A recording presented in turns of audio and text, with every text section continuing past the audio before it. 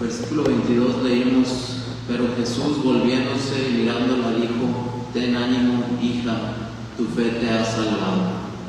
Y la mujer fue salva desde aquella hora. En este pasaje de la Escritura vemos a nuestro Señor Jesucristo siendo buscado por este principal de la sinagoga llamado Jairo.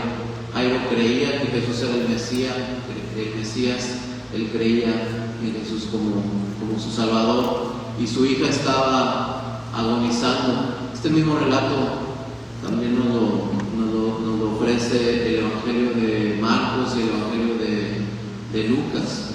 Y Jairo se postró, adoró a los pies del Señor, pidiéndole, rogándole que fuese con él, porque decía que si tan solo tocase con su mano el cuerpo de su hija, él estaba seguro que sería salva y sana de esa enfermedad, de la muerte.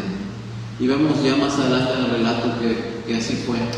El Señor Jesucristo resucitó a la hija de Jairo, hizo este milagro portentoso, como muchos otros milagros que vemos en la palabra de Dios que hizo, sanando paralíticos, echando fuera demonios, a los ciegos los hizo ver, a los sordos los hizo oír. Y en esta ocasión no es la excepción. Vemos también esta escena inmediatamente después de ese encuentro con Jairo.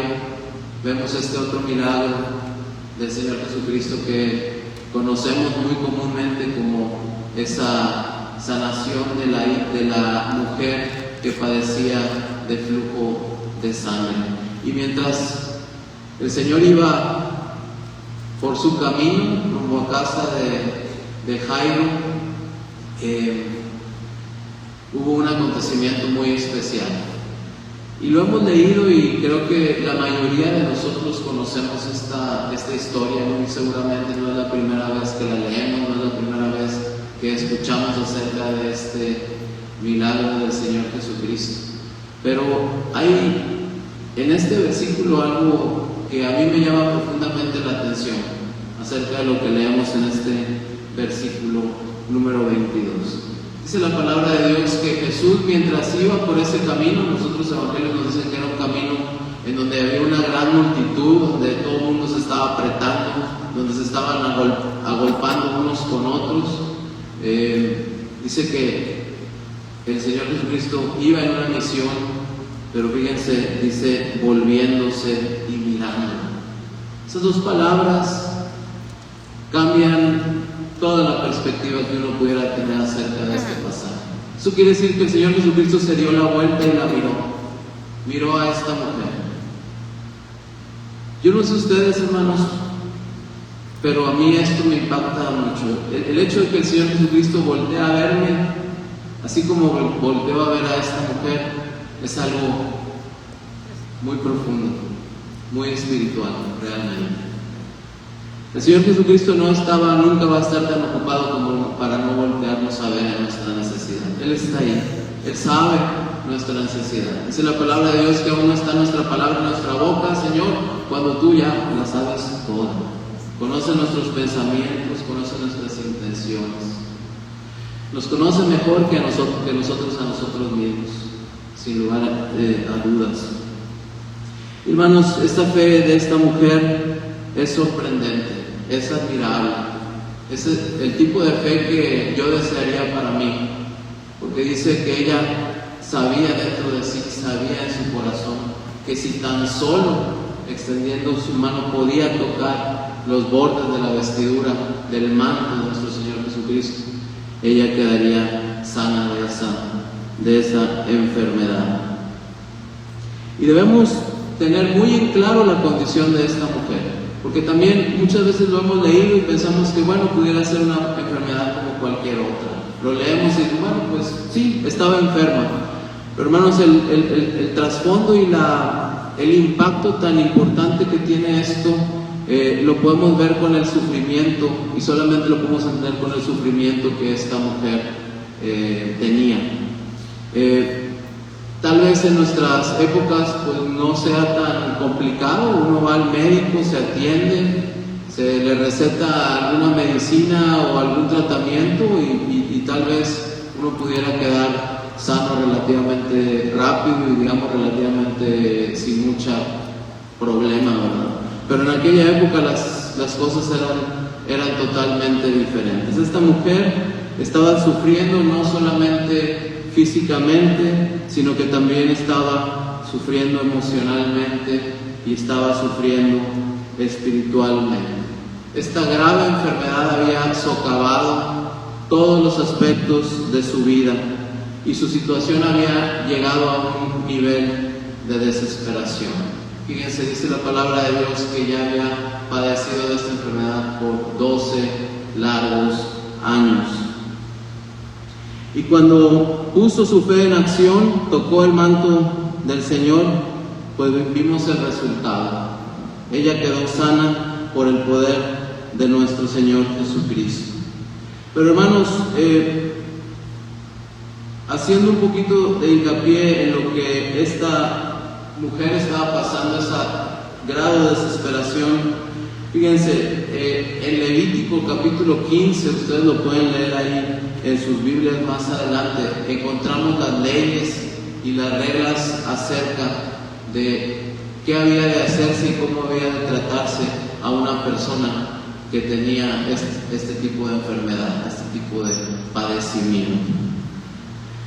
Dice la palabra de Dios en Levítico que una persona que en esta condición tenía que ser exiliada completamente, tenía que estar apartada de todo contacto físico, material, de todo contacto humano.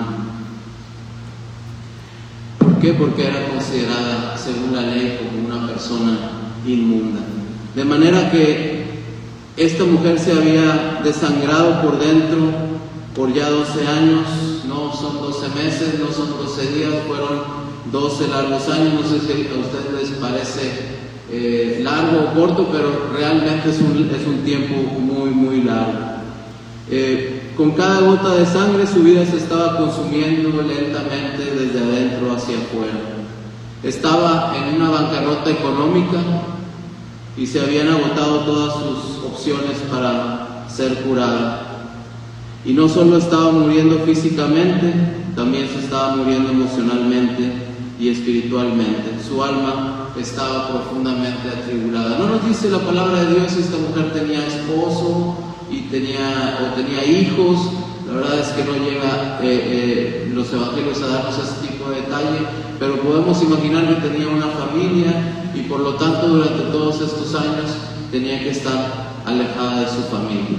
Y para poder nosotros tener tal vez esa sensación de lo que eso pudiera tal vez significarse, pues tenemos un antecedente no muy lejano en el COVID, en donde de repente de un día para otro nos dijeron hay que aislarse, hay que confinarse, no podemos salir a ver a nuestros familiares, no podemos convivir con nuestros amigos, no podíamos ni siquiera tampoco venir a la iglesia. Ustedes se acuerdan, todos los cultos eran vía Zoom, en línea.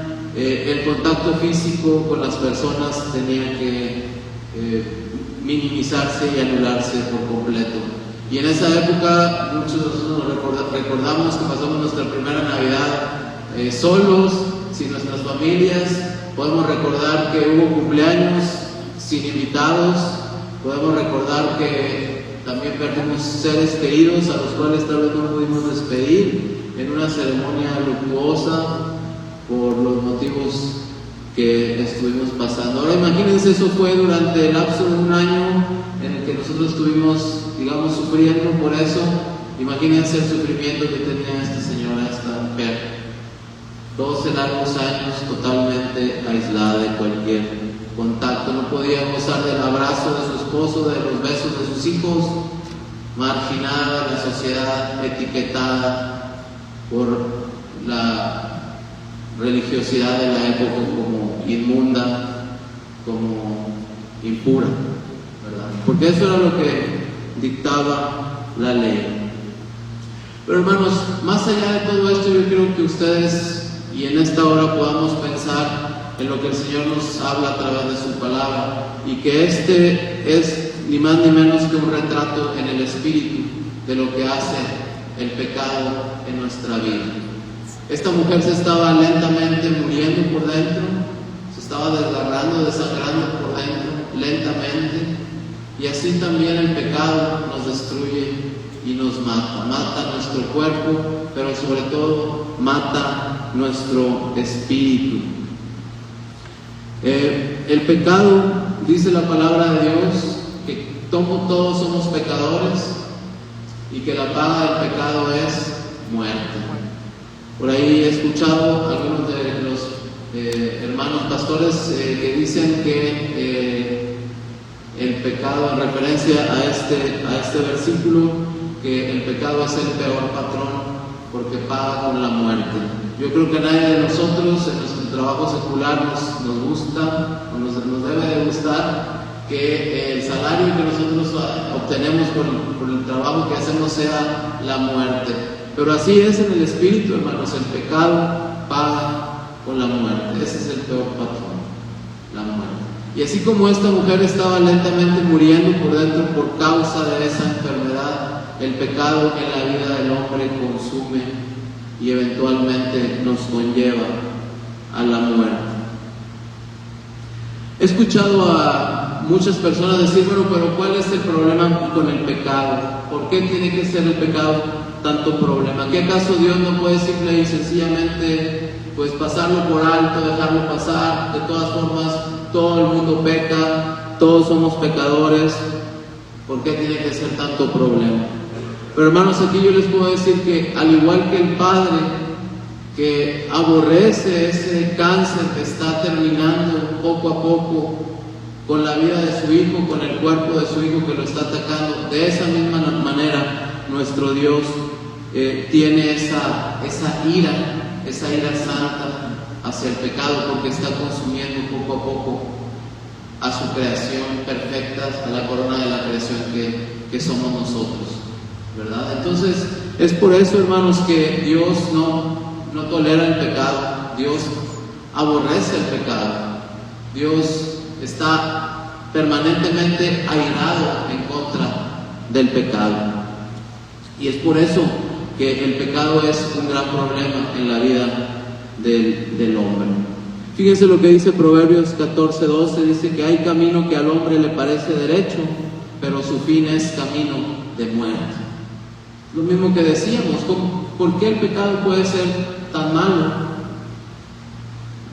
Bueno, hay camino que al hombre le parece derecho, que está bien, que no pasa nada, que al fin y al cabo todos lo hacen, pero su fin es camino de muerte. El pecado nos conduce a la muerte.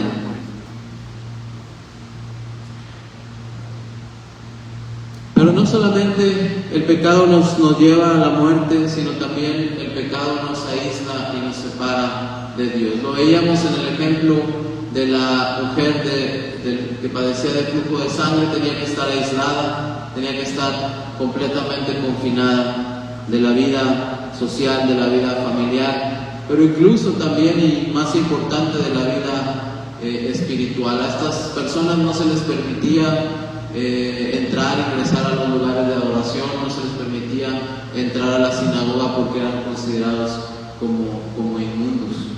Y así pasa también con nosotros, ¿verdad? Cuando pecamos, el hombre sin Cristo, la mujer sin Cristo y que está en el mundo, simplemente nos aísla de Dios el pecado. Cuando nosotros pecamos, hacemos lo mismo que hizo Adán y Eva en el huerto del Edén, nos escondemos de la presencia de Dios. Cuando cometemos un pecado, lo último que queremos es estar delante de la presencia de Dios. Y esto nos separa de su presencia, nos separa de Él, pero también nos aísla de nuestra familia, nos aísla de la iglesia. Y esta es tal vez una de las tácticas predilectas del enemigo, mis queridos hermanos, el aislarnos, el que nosotros nos sintamos ofendidos por lo que dijo tal o cual hermano, en el que nosotros digamos, no, prefiero mejor no ir a la iglesia, al fin y al cabo no encuentro nada para mi vida. Realmente los hermanos que están ahí son ofensivos, hacen comentarios tal vez, ¿verdad? Y eso, hermanos, es el enemigo disfrazado, ¿verdad? Él nos quiere aislar, nos quiere robar del gozo de nuestra salvación.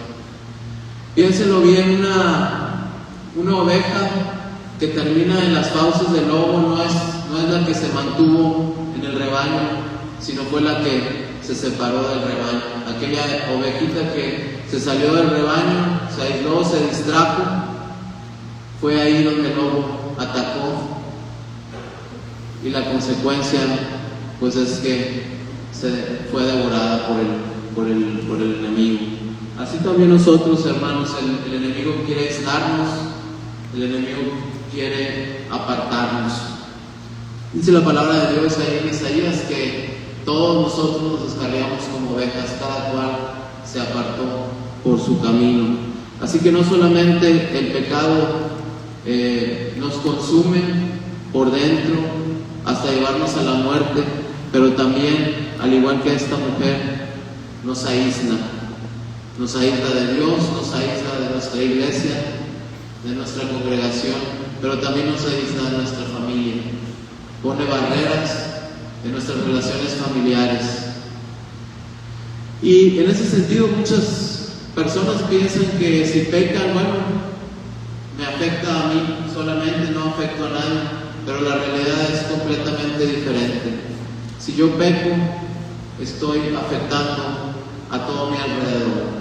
Y lo veíamos también en este ejemplo de la mujer con este padecimiento. Sus hijos no podían abrazarla, estaba lejos de las personas que más la amaban.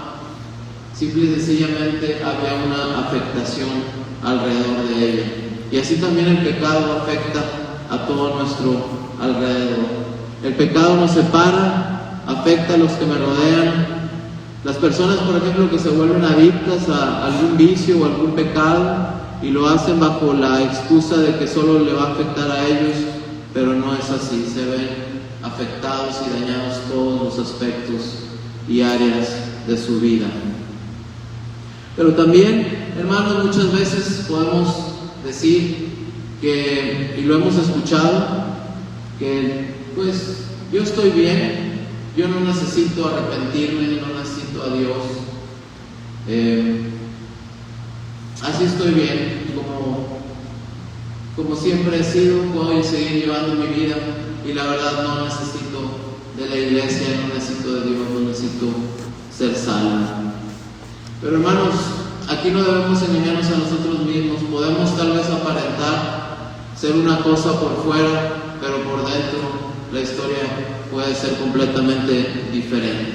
Acordémonos, si ustedes saben la historia de este personaje que vemos en 2 Reyes capítulo 5, que era Naamán el sirio, ¿verdad? Nos dice ahí ese primer versículo de ese capítulo, que Naamán era el general del ejército sirio, que era un hombre valeroso, que era un hombre de mucha gallardía, ¿verdad? Que por su mano había conquistado muchos pueblos.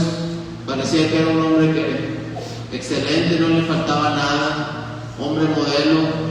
Pero ¿cómo termina ese primer versículo diciendo? Pero era leproso. Detrás de esa fachada que parecía no haber ningún problema, parecía que todo estaba muy bien con él, adentro de sí escondían debajo de su ropa una grave y mortal enfermedad que era la lepra. Algo parecido pasa también cuando vemos esta historia de la mujer que padecía flujo de sangre. Muy probablemente ninguno de la multitud alrededor ni siquiera tenía alguna idea que esta mujer se estaba muriendo por dentro. Tal vez por fuera aparentaba estar todo bien, pero la realidad es que por adentro esa mujer estaba muriendo lentamente. Y así es, podemos aparentar estar bien delante de los hombres y podemos tal vez incluso ocultar nuestro pecado, pero a Dios no lo podemos engañar, porque Jehová no mira lo que mira el hombre, pues el hombre mira lo que está delante de sus ojos, pero Jehová mira el corazón. 1 Samuel 16:7. Y aquí la pregunta, hermanos, es ¿cómo estamos nosotros delante de Dios? Porque podemos venir al templo, podemos vernos muy bien, muy arreglados, perfumados, peinados, por fuera podemos dar una apariencia, pero ¿cómo está realmente nuestro interior, cómo está nuestro corazón delante del Señor, ¿verdad? La palabra de Dios es muy clara y lo dice ahí en Isaías 29:13, dice que este pueblo de labios me honra, pero su corazón está lejos de mí. ¿Dónde está nuestro corazón? Porque nos vemos muy bien aquí todos los domingos alabando al Señor, cantando himnos, orando, predicando, dando clases, pero ¿cómo está realmente nuestro corazón? Dios no se apantalla de ninguna manera por cómo nos vemos externamente. Dios examina nuestro corazón. Aquí la invitación, hermanos, es como dice el Salmo 95:6, que venid, adoremos y postrémonos y arrodillémonos delante de Jehová nuestro Hacedor. Eso que dice este Salmo es realmente buscar a Dios de corazón.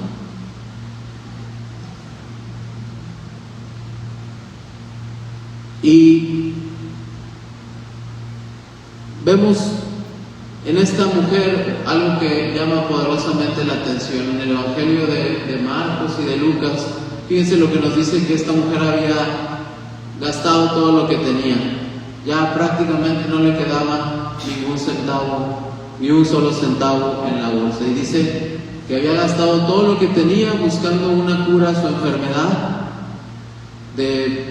buscando médico tras médico, pero pues no le iba bien, aún se le iba peor, y había sufrido mucho de todos estos médicos. Y así es en el mundo, hermanos. El mundo nos deja peor que como nos encontró. Vemos cómo tanta gente busca en los placeres de la vida, en los vicios, ¿verdad?, una escapatoria fácil a sus problemas, pero la realidad es que el mundo siempre nos va a pagar de fea manera. El mundo promete de más, pero siempre cumple de menos. Yo nunca me ha tocado escuchar a algún alcohólico decir, bueno, ahora sí ya bebí lo suficiente para lograr que mis problemas se olvidaran, ¿no? De ninguna manera.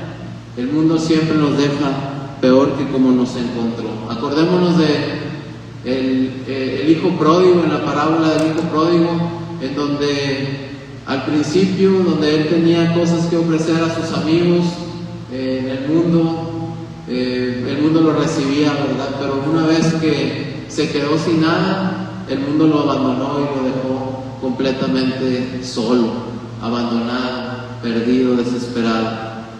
Pero hermanos, aquí las buenas noticias son que hay una cura, y hubo una cura para esta mujer. Hay una cura para el pecado en el mundo.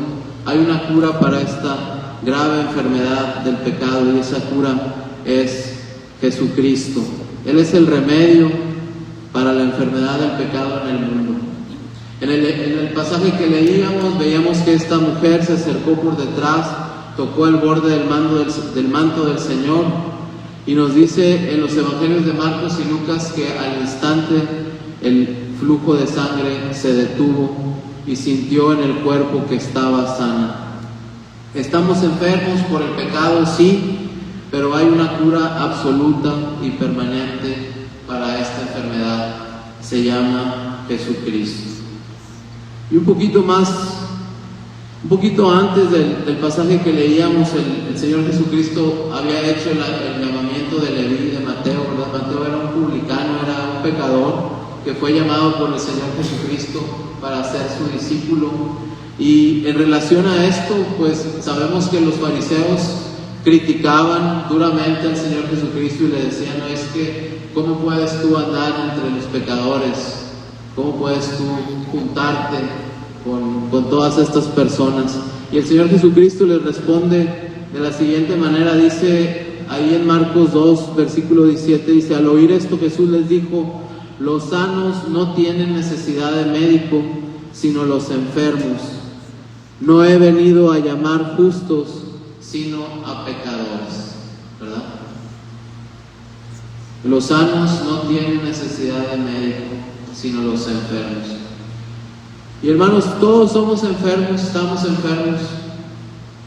La única diferencia es que no todos tal vez quieren saberlo o quieren reconocerlo.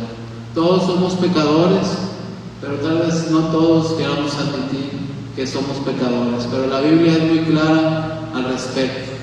Dice, por cuanto todos pecaron y están destituidos de la gloria de Dios. No podemos llegar a la presencia del Señor por causa de nuestro pecado, pero Jesucristo es la cura para nuestro pecado.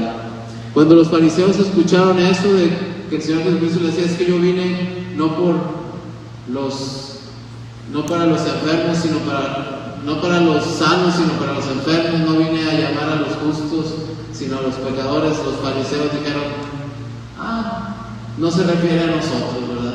Allá están los pecadores y ahí están los enfermos. Eran los religiosos de la época, hermanos. Eran los que se sabían la Biblia de memoria. Eran los que estaban en el templo todos los días. Y aún así, como decimos coloquialmente, les entró por un oído y les salió por el otro. No pudieron identificar que el Señor Jesucristo se estaba refiriendo precisamente a ellos, así como a todos los demás, así como a todos nosotros, así como a todo aquel que no ha rendido su vida a Cristo y que sigue gobernado bajo el yugo del pecado, ¿verdad? Fíjense, me gusta mucho cómo viene ahí este versículo en la traducción, Nueva Traducción Viviente. Dice, el Señor Jesucristo dice, no he venido a llamar a los que se creen justos, sino a los que saben que son pecadores. ¿Sí? ¿Cuántas veces nos creemos que somos justos? Bueno, el Señor nos aparta y nos dice, bueno, pues tú puedes creer que eres justo, ¿verdad? La palabra de Dios en Hechos dice que no hay justo ni a uno, no hay quien busque a Dios. Todos se apartaron a uno, todos nos hemos descarriado, ¿verdad? Pero he venido a llamar a los que saben, a los que reconocen, a los que admiten que son pecadores. Y eso hace una gran diferencia en nosotros, hermanos. Eso hace una gran diferencia. En el momento en el que tú reconoces que eres pecador, en el momento que tú admites que así como esta mujer que padecía ya por 12 años de esta terrible enfermedad de flujo de sangre y que no tienes para dónde ir, en ese momento en el que llegas al final de ti mismo, elevas una oración al Señor y le dices, Señor, aquí estoy, haz de mi vida lo que tú quieras, perdóname porque te he ofendido, te pido perdón porque he pecado contra ti, hazme una nueva persona. El Señor escucha esa oración, el Señor nos cambia, el Señor nos transforma.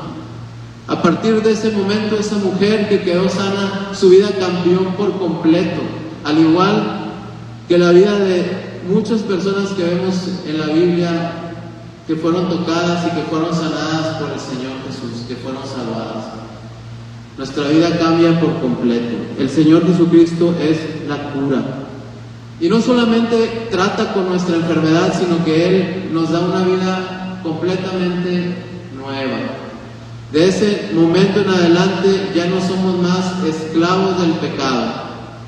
Dejamos de ser esclavos, dejamos de ser súbditos del pecado para ser hombres y mujeres libres en Jesucristo. Esto no quiere decir que a partir de este momento no vayamos ya a pecar. Si bien Dios nos llama a una vida de santidad, la realidad es que cometemos, ya como cristianos, podemos llegar a cometer errores, pero nos levantamos, el Señor nos levanta con su mano poderosa. Y no es lo mismo un cristiano que de vez en cuando pudiera cometer un error y caer en pecado, que una persona que vive una vida habitualmente de pecado deliberado. Hay una diferencia. Nosotros los cristianos, cuando pecamos, no es porque estemos obligados a pecar. El Señor dice en su palabra que Él nos da una ruta de escape para escapar cualquier tentación que pueda venir a nuestra vida. El Señor lo promete. Esa es la promesa que ha sido dada, pero solamente a aquellos que hemos creído en Él. Al mundo no le es dada esta promesa. El mundo es esclavo del pecado. Dice la palabra de Dios, fíjense respecto a esto, que hemos sido libres del pecado. Dice Romanos capítulo 6, versículo 6, dice: sabiendo esto, que nuestro viejo hombre fue crucificado juntamente con él, para que el cuerpo del pecado sea destruido. El pecado fue destruido, a fin de que no sirvamos más al pecado, porque el que ha muerto ha sido justificado con el pecado. Esto quiere decir que nuestro Señor Jesucristo, cuando fue clavado en esa cruz del Calvario, su sangre fue derramada para salvarnos.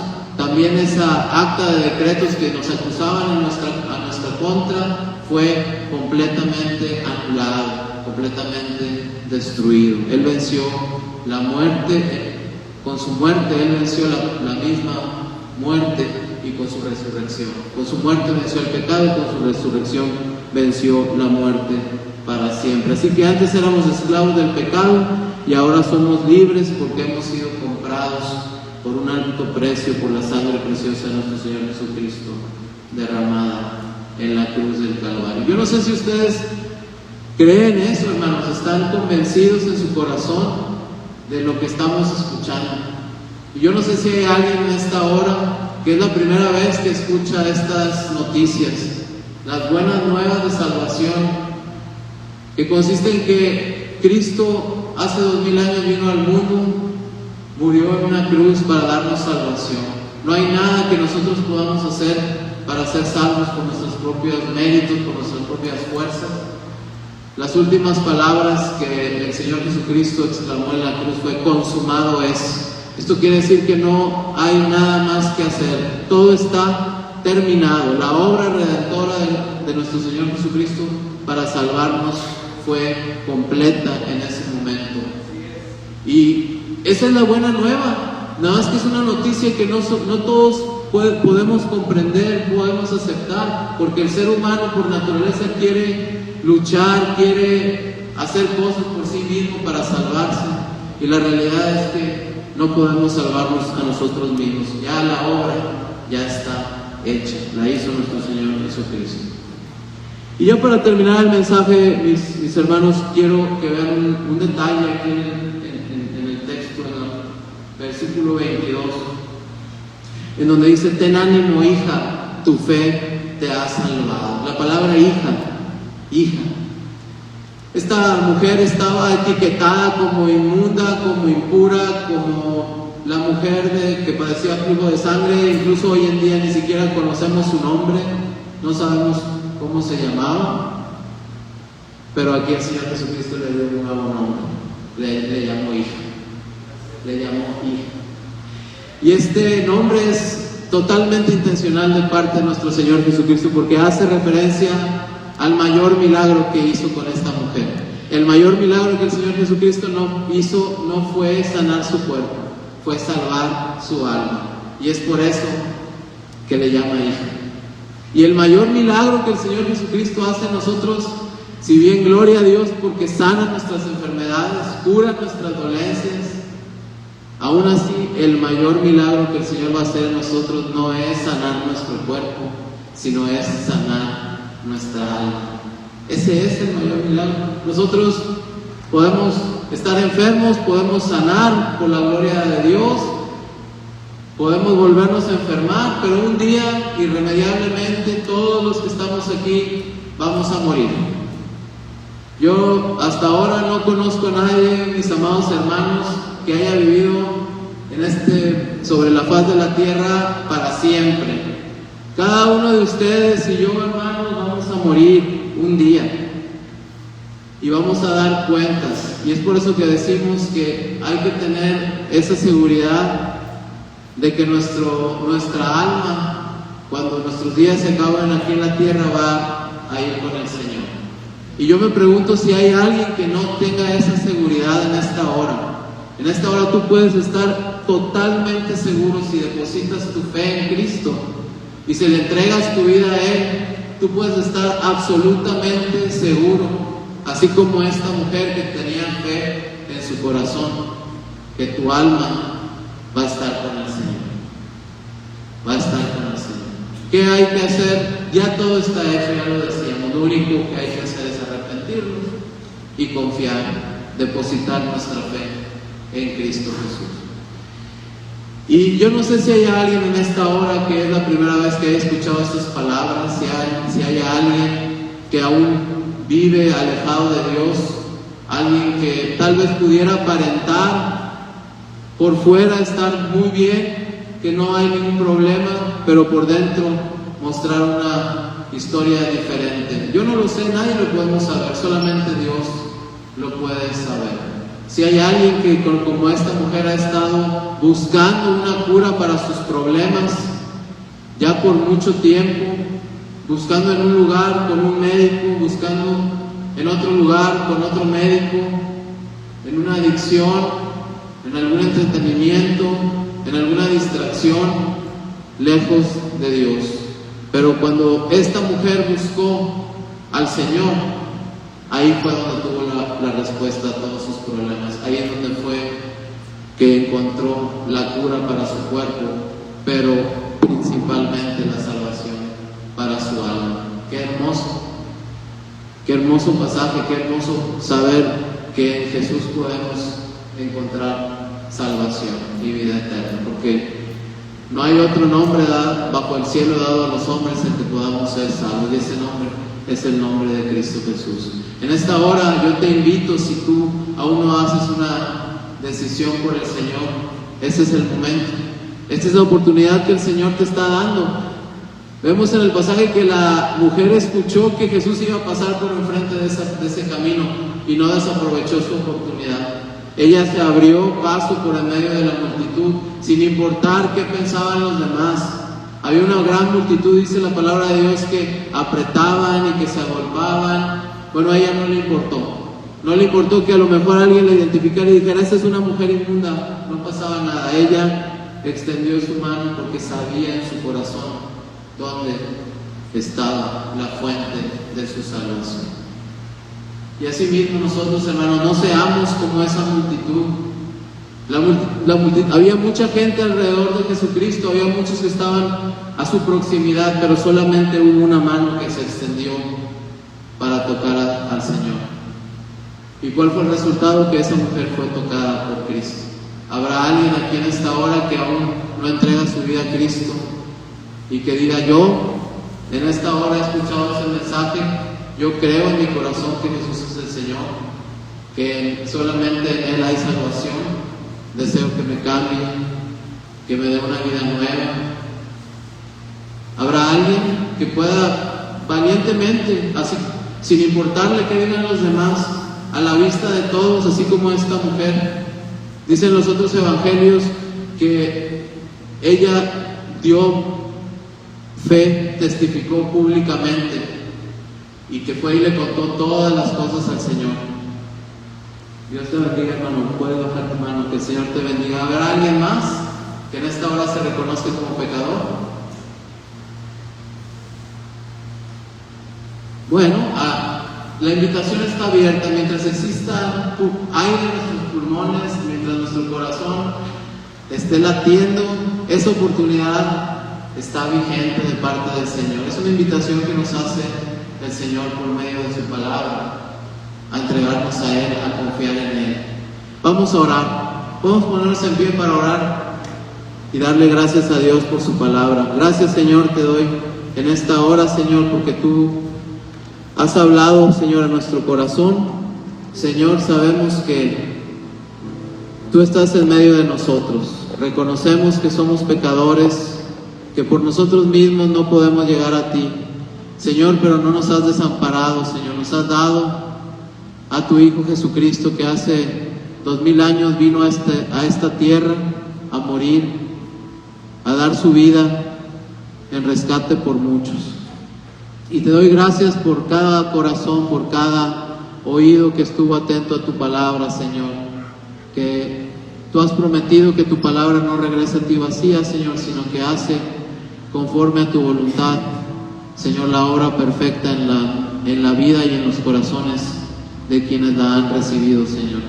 Te damos gracias, Señor, por cada uno de los hermanos, Señor. Que no seamos, Señor, conformes con estar en medio de la multitud, actitud, que no estemos conformes con solamente participar de las actividades de la iglesia, venir a la iglesia, Señor, sino que de corazón busquemos tu rostro, Señor. Que nuestro deseo sea ser transformados, tocados por ti, así como lo hiciste con esta mujer, Señor, que tú llamaste hija. Señor, así también nosotros queremos ser llamados tus hijos, Señor, y queremos dar testimonio que hemos sido tocados por ti. Gracias te damos por esta hora, gracias te damos por tu palabra.